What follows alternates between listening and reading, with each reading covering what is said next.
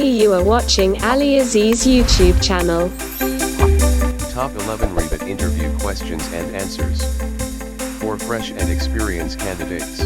AliAziz Quality Education channel providing you the job best interview related videos, so don't forget the subscription button. 1. Explain what is Revit Architecture. Revit Architecture is able to deliver dynamic information in intelligent models, allowing complex building structure to be designed accurately and documented in a short span of time. Each intelligent model created with Revit Architecture signifies an entire project and is stored in a single database file. 2. Mention what are the advantages of using Revit Architecture. Usually, Revit Architecture is used in designing building model and architecture. BIM workflow offered by Revit Architecture maximizes productivity but also streamline your design and documentation workflows, speeding projects from design to completion while automating updates across your model with a single design change. 3. List the file types used in Revit Architecture. File types in Revit Architecture are .rvt, Revit Project files, .rfa, Revit family files, .root, Revit template files, .rft, Revit family template files. 4. Explain how you can define level in Revit Architecture. When you create a new project in Metric, using Startup page, it will use your default template. It will show a dialog box, in which you have to choose a template default metric.root. There are 2 levels of a default in Revit. Add one more level, rename the level and open the North view. To add more level apart from the default, go to the main menu and activate the level from ribbon inside datum section. For inserting new level, you can draw lines, or you can pick lines. 5. Explain how you can copy Revit project settings to other projects. To transfer the project, Revit uses tool named Transfer Project Standards tool. First, activate this tool by going to Manage tab Setting panel Transfer Project Standard. Choose the source project and settings. By default, Revit will open a dialog box. To perform this, you can check and uncheck the option according to the requirements. If there are any duplicate copies, Revit will ask to whether ignore duplicate types or choose only new type. Choose Overwrite if you want Revit to overwrite the existing. Likewise, it will show other options like saving the conflict list, deleting unnecessary duplicate types. 6. Explain how you can create a floor in Revit Architecture. To create a floor, you have to use Sketch. In order to do that, follow the steps below. Open your file and open your first floor plan view. Activate Floor Tool option from your ribbon in your Home tab. Now you will see your plan become half-toned, which means you can only view it and use it as a reference for your floor sketch. By sketching, you have to define the boundary. You can see sketching tools like rectangle, circle, lines, and thus you can create floor. Simultaneously, you can create it for the other level as well. 7.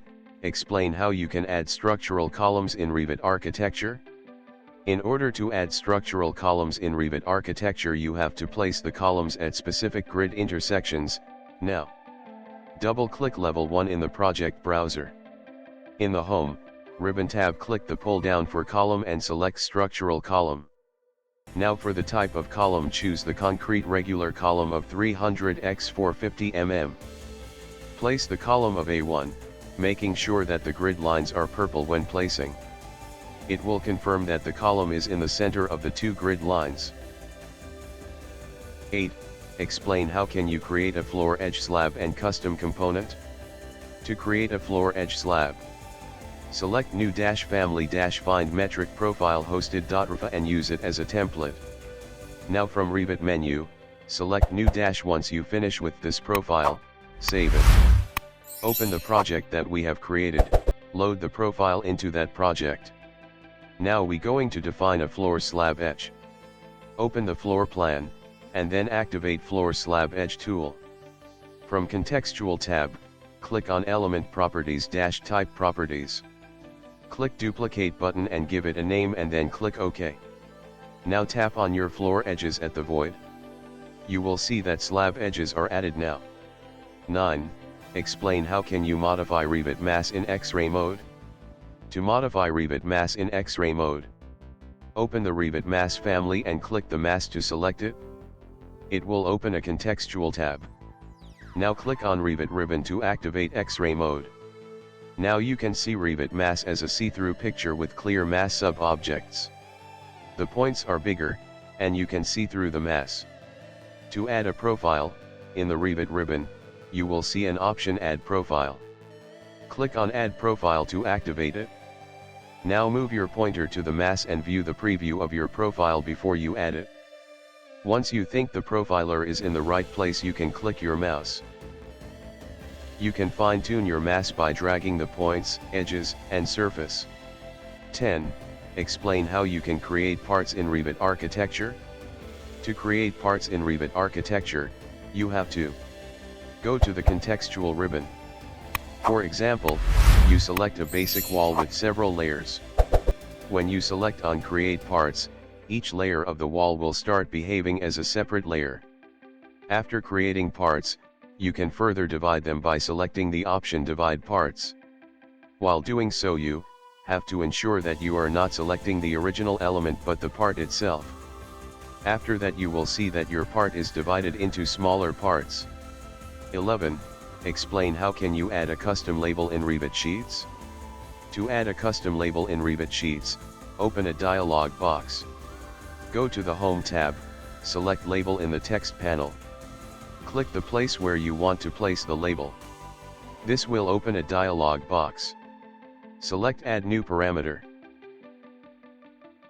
Another dialog box opened, click Select.